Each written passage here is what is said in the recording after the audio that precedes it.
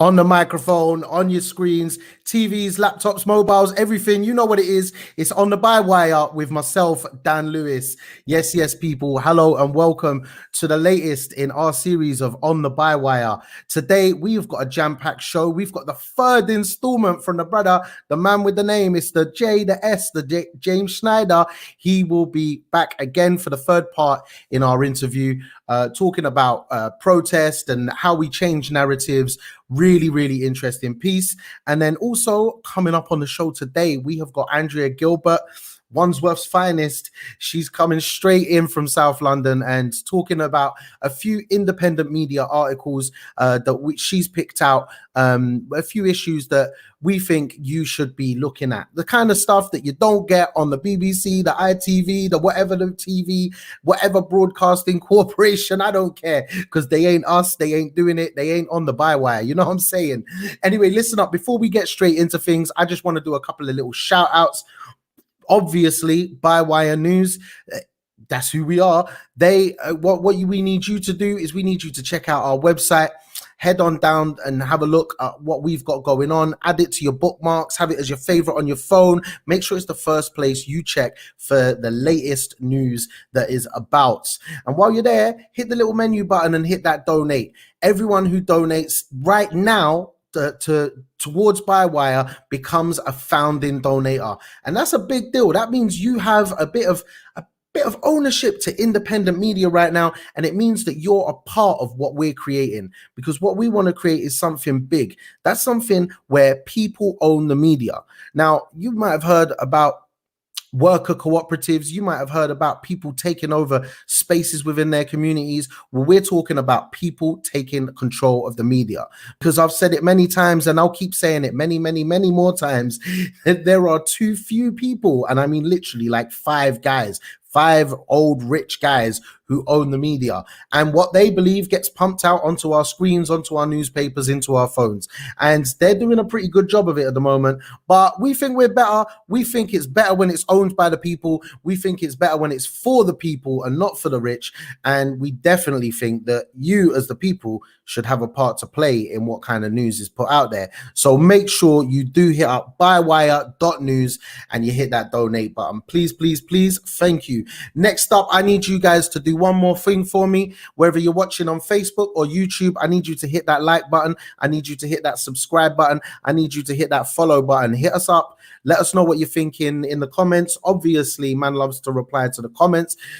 A man's got an opinion on everything, so come on now. I remember back in the day, I used to go on this radio station and they used to call me Opinionated Dan. So hit me up. Let me know what you're thinking and I'll give you my opinion, especially on today's articles. And the other thing, obviously, is we're going to talk about a few independent media organizations that we're either partnered with or that we support. Make sure you hit up their websites, and if you're able to, support them financially as well, because without the people putting the money into it, it ain't gonna happen. And that's what we need. We need you to be owning that media.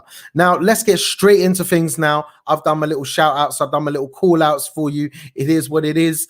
We're gonna go back to that James Schneider interview, where today he's talking about how we can change the narrative of media, and we start to influence the kind of, rather than reactions, the kind of actual storylines that are being portrayed about what's going on in the world.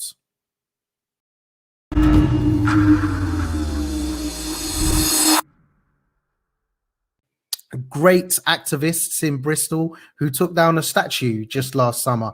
They were painted as those things, criminal and yobs and all of that kind of stuff. And people said, we'll go through the proper processes and that.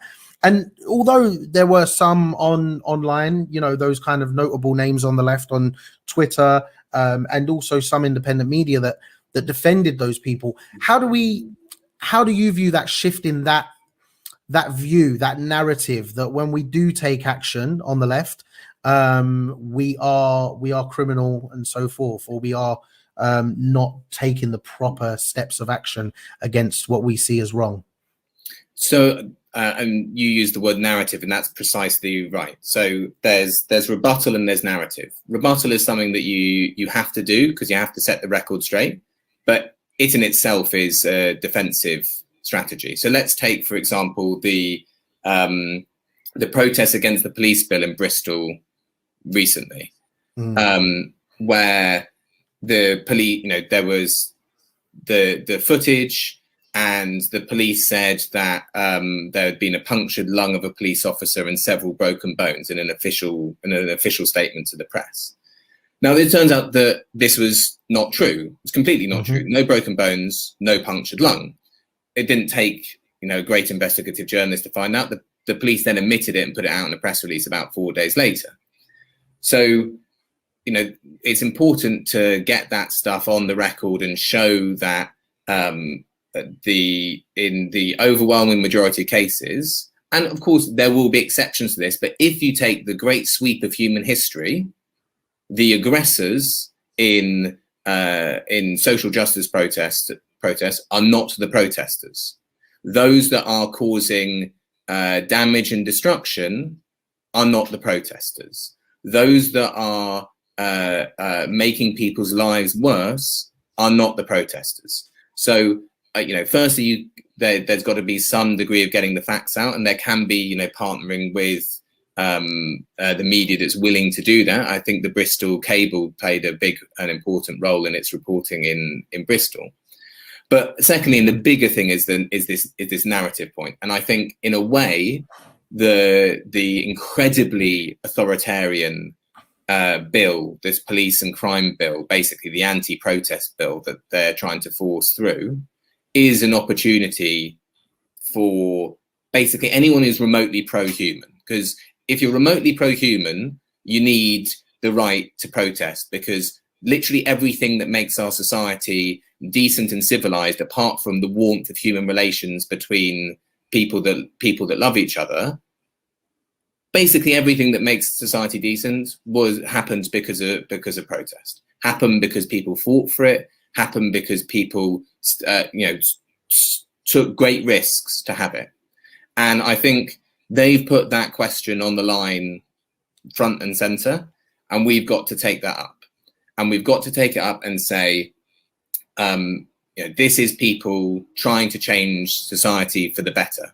Doesn't mean you have to agree with every single aspect of it, but they're shifting the attention to the issues where it needs to be shifted. Let's take Extinction Rebellion, for example, right? In October 2019, we all know that, not 2019, the year before, 2018. It's like, everyone knows climate change is bad. Everyone knows it's a real problem. Everyone knows it's getting worse, and everyone knows no one's really doing anything about it. And there it kind of sits in this sort of stagnant and kind of depressing place. Then you get Extinction Rebellion and the Youth Climate Strikers, and I think it's the relationship between the two that was so good, because you can't dismiss the climate movement as just being lefty radical activist types when you've got all these kids coming out, and you can't just say it's naive and you can just brush it aside with some words when you've got people occupying major parts of cities and closing down roads and occupying bridges and all the rest of it. So it forces the political attention onto the issue. So people don't have to think that each of their core three demands are absolutely correct, and that all of their tactics are good. I mean, the thing that they did on the tube in Canning Town, I thought was dumb, and like completely the wrong target. But overall, it's really shifted attention. It's brought it up the agenda, and so I think we just have to have the narrative that if you're pro-human, you're pro-protest. And that's what we need. That's what we need to have, because I really suspect that, and the left, all across the left, needs to prepare for how we engage with this, because I think that there is going to be a wave of various sorts. Can't predict exactly how it's going to go, but there is going to be a wave of resistance and protest in the UK. I'm pretty sure, because of two major factors, or three major factors. Like, one, all that energy was going into the Labour Party under Jeremy Corbyn. That was where, you had hundreds of thousands of people, if not millions of people, had real hope for that was how change could happen. we can get change now. We through actually basically in quite a traditional way, through the political system, through electing more MPs who support the leader of the party and becoming prime minister and enacting legislative change with support from movements. Right? A fairly conventional approach. That's closed down. The second is we've been locked in our homes while we've seen injustice after injustice for over a year. And that pent-up energy, I think, is going to go places. And then the third is we have a government that is picking these, that's not trying to avoid them. That's picking these big fights that wants to, that is willing to take it on and will make things worse. So you're right. I think we need, to support where possible, and maybe this is a specific kind of thing that could be supported, is, specific support for independent media that is providing, fact-based reporting, and that doesn't just accept what the line that comes from the state is. If the police say something, it's necessarily true. That's written with the right level of objective distancing, as one part, and then the other part is as a movement as a whole. And that means, when we're talking about communication, we are also talking about like anything that's got a platform, anything that can make a viral video, all of that. This is, the media is not just people with press cards. The media is the whole communicative ecosystem, the whole, everything that is shifting opinion, and we can act in that. Definitely. I really like specifically how you're talking about, going back a little bit there about, rebuttal and actually a narrative, creating a narrative. Whenever I've been involved in any type of, whether it be movement, projects, action, it's about making sure that your narrative is clear, why you're doing what you're doing, where you're getting to, how you're getting to where you're going to, or where you want to get to, and making sure that people understand that, because I think, and how they can fit in as well, I think. Definitely. Yeah, exactly. Because when someone's looking at that idea of, going back to the example, pulling down a statue that's been there for years, you don't pull down statues. But then it's like, well, and this is how I related it to someone, like your local council, potholes, they're annoying, aren't they? And they're like, yeah. And I'm like, they never fix them, do they? Oh, no, they don't. And I'm like, so do you remember that guy who started painting penises around the potholes, and then they started fixing the potholes, didn't they? It's like, yeah. And I was like, well, people have been trying to get rid of these statues or do something about these statues for many, many years, and pulling it down is basically their way of painting a penis around it. And when you relate things to people, and I think that's the other thing in the media at the moment, is it's about that relation. And I like what you said in your piece for Novara about telling stories, because stories are relational. When you hear the story of an individual or a group of people, you can relate to that. And that's so important in what we're trying to do in independent media.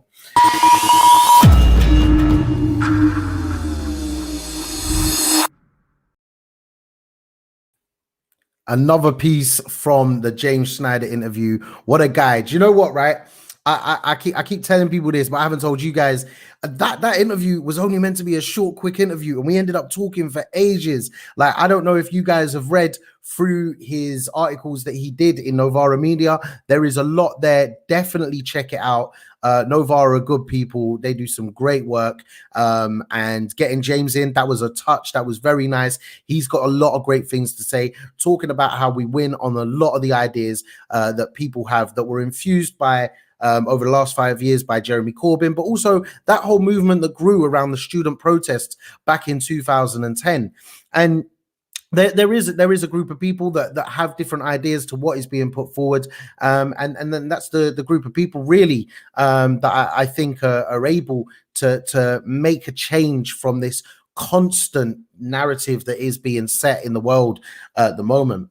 Now, just covering some of the news as we do, and me being myself, I like to tell a little story. And something that's hit me this week, obviously, I'm going to have to find a name for this part of the show where I talk about something in the news that's hit me. But was a story about a young boy in Birmingham who's been chased, racially attacked and chased, and tragically been killed. Horrible, just absolutely horrible. And what it reminded me of, was back when I was just a couple years older, because he was 14, right? And I was just a couple years older. I was about 16 or 17. So I'm not going to tell you how many years ago that was, because I'm feeling old these days. But anyway, I was on my way home. I missed the last bus from the train station to my friend's house, and we were going back to their house. And these guys stopped in a car. There was like 2 or 3 cars, and they stopped and they started shouting a load of racist abuse at us. And we were like, raw. So we took a different route, because we saw them drive up the main road.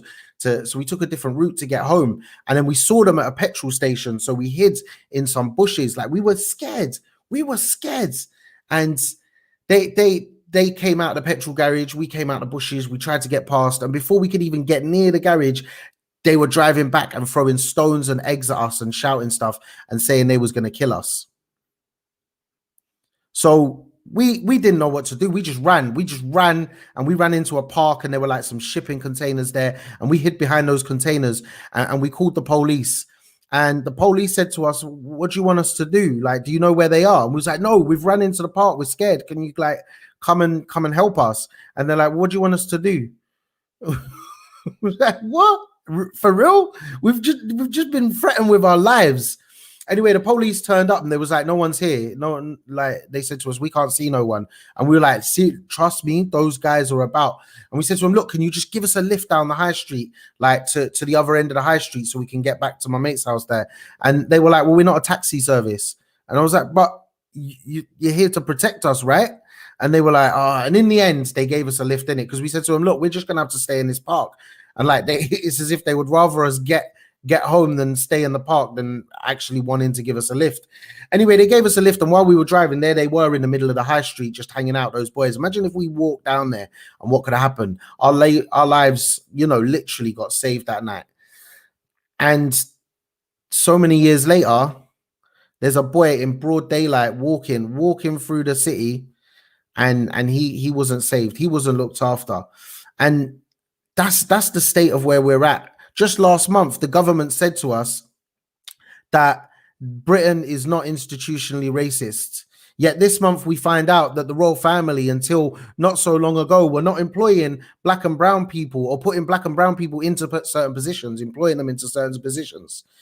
And that's the state of where this country, the Great Britain, is at in regards to being an open and equal place for people to live, work, have opportunity, and not be hassled by racists.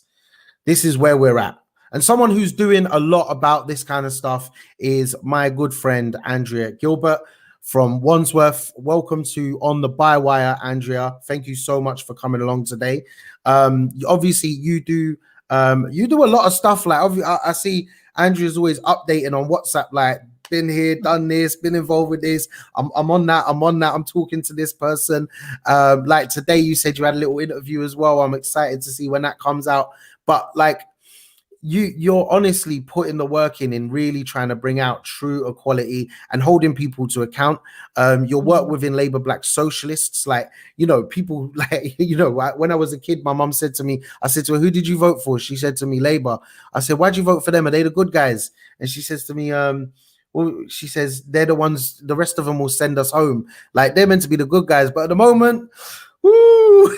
Now, I don't want to get too much into party politics, but the work that you're doing to really try and challenge the Labour Party and the structures around politics in being actually inclusive and not being racist, basically Islamophobic, anti-Semitic, all of those things. I think, you're really, the way that you're doing it as well is that you're not just like tweeting about it. You're not just saying, oh, that's bad. You're not standing there and just pointing at things and going, look, that's really not good. You're actually challenging people. You're putting like action into place to try and change things, and also you're displaying your small p politics in what you do around you, the work you do in your community. And I'm very happy to hear that you're looking at trying to get yourself into a position where you might be able to be elected into local government, which is fantastic.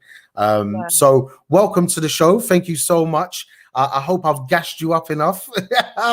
Always. You've done too much. You've done too much, man. But no, thank you for telling the world what I've been up to and stuff. Like, I'm doing so much at the moment, working with homelessness, working for anti-racism stuff. There's just so much going on at the moment. So yeah, thank you for the shout out. It was absolutely amazing. Most definitely. It's good to catch up with you as well. And so I'm looking forward to being here and talking to you about a few issues that's been going on lately, mate. Yeah.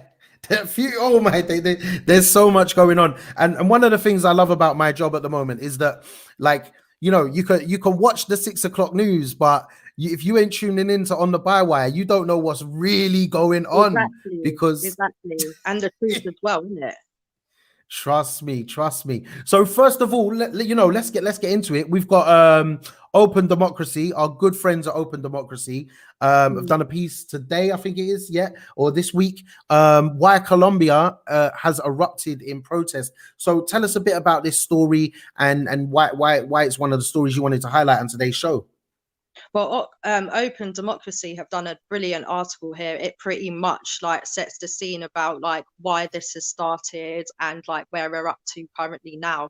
So at the moment, the poverty levels in Colombia have absolutely plummeted. So you've got over 3 million people there that are in poverty, but then you've got over 2 million people that are living in extreme poverty. So this has gone up to 45%. Which is up from 35% in 2019. So it's not looking good for them out there.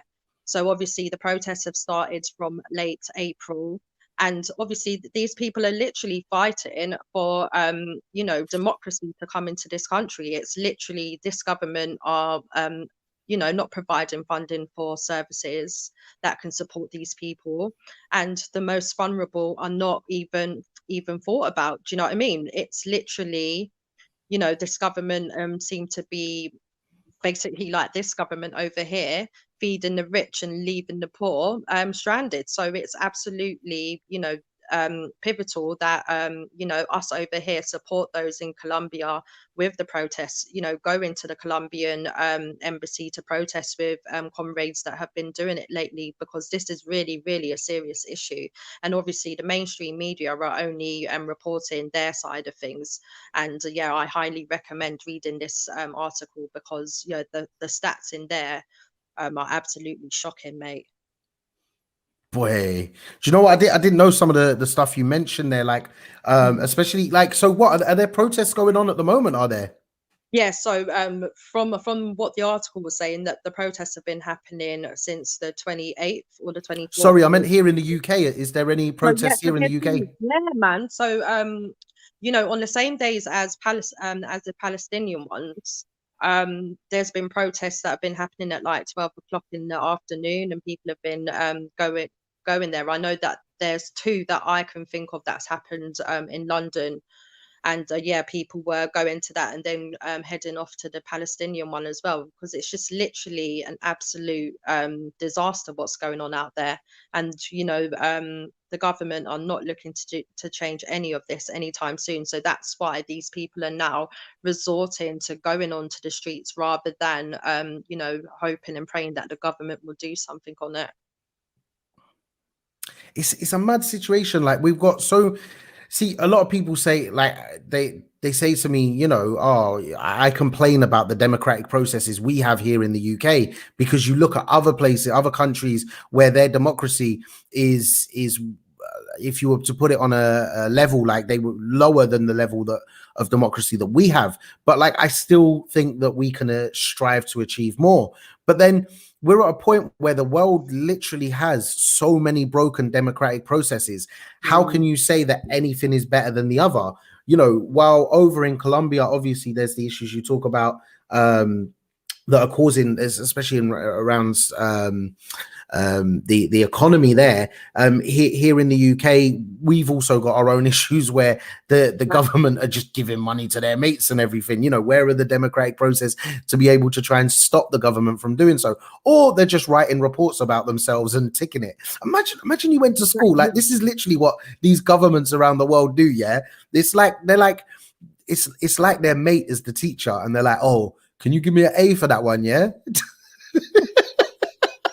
No, but it's wild because like our government will give their friends money and contracts and stuff, but then we'll be chasing down the poor people on universal credit, yeah, that have been overpaid like 100, 200 pounds. Like, it's absolutely ridiculous what goes on in this country. It's not even funny, man. It's really, really shocking how they come after the poor people on universal credit, man.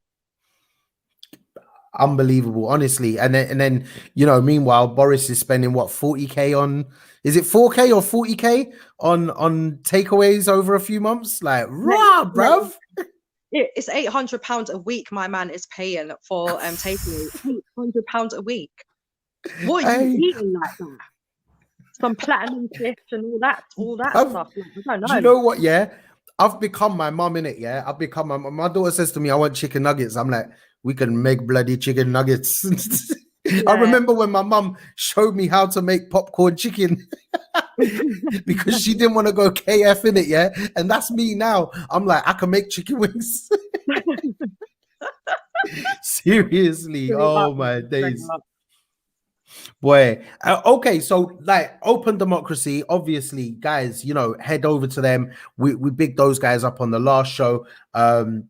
This article's by Sandra Borda, doing a lot of good work. And don't forget, you've got Alvarado as well for a lot of the Latin America stuff. Great people there. So make sure you keep up to date with this. And Andrea, Twitter, WhatsApp, whatever it is, hit me up and I'll always retweet and reshare whenever these protests are going on. If you know when they are. Maybe I need to do a bit more work to get some stuff moving up in the north of England on this one. Trust me. But next up, go on, man. So yeah, do it, mate. Do it. Definitely. Next up is the guy Steve Topple, talking about Pride Month, which can only mean one thing: pink washing klaxon. So I was interested on this one because there's been a lot of talk about this over the years, and I feel finally people are kind of switching onto it a bit. So tell us a bit more about what Steve's got to say today in the Canary. Well, Steve was basically talking about the fact that obviously Pride Month is PR, isn't it? Like, you know, everybody gets the rainbow flags out and everybody's loving the LGBTQ people for a month. Do you know what I mean? And then obviously when the month's done, then it goes back to normal. It's even still normal during the month, but you know, they make a bit more of a fuss of the community during this month. So I don't literally disagree with anything that he's brought up here. He's you know, said what struck me for this article in particular is him bringing up that that they need to you know, park this month and use this month as a way to fight anti-capitalism, you know, and all of those issues that come along with you know, what the LGBTQ community suffer with. Do you know what I mean? But for me, I also felt like it was an opportunity for him to bring up racism within the community as well. That could have been brought up. Obviously, ethnic minorities who are LGBTQ go through a lot in terms of lack of support in services. You know, there's been issues with blackface during Pride as well. So there's been a lot of issues for ethnic minorities, and I feel that he could have addressed this as well as the other issues that come with the PR stuff with LGBTQ. Yeah, I hear that. You know, I definitely do hear that. One of the things that stood out for me in the article was I did have it highlighted, but basically, like these companies, they'll pump a load of money into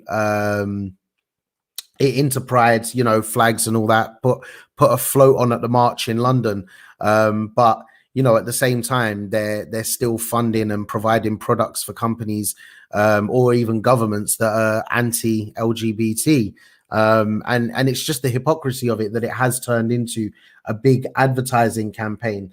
I would be very interested. I don't really follow what happens in like the big pride marches, but if company like BP happen to have a float this year, and they are literally supporting the what is a protest, as we said, and what originally started as a riot, but then BP are the same company who were taking protesters of Extinction Rebellion to court. So the massive hypocrisy of it all is just so, I suppose it's so flagrant of literally what these companies are, just scumbags, how they will use different marginalized communities to line their pockets. I do think Steve's picked up on some brilliant points there, but I definitely do agree with you there, Andrea, on that one.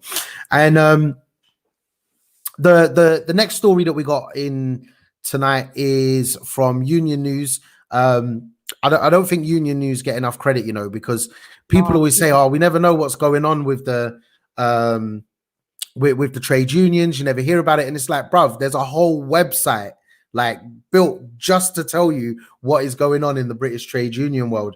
Also, little side note, check out Strike Map, guys. Strike Map. That's where you can find out where all the union strikes are happening and all that kind of stuff. And if you're ever unsure about trade unions, I'm going to plug. I'm a member of a trade union.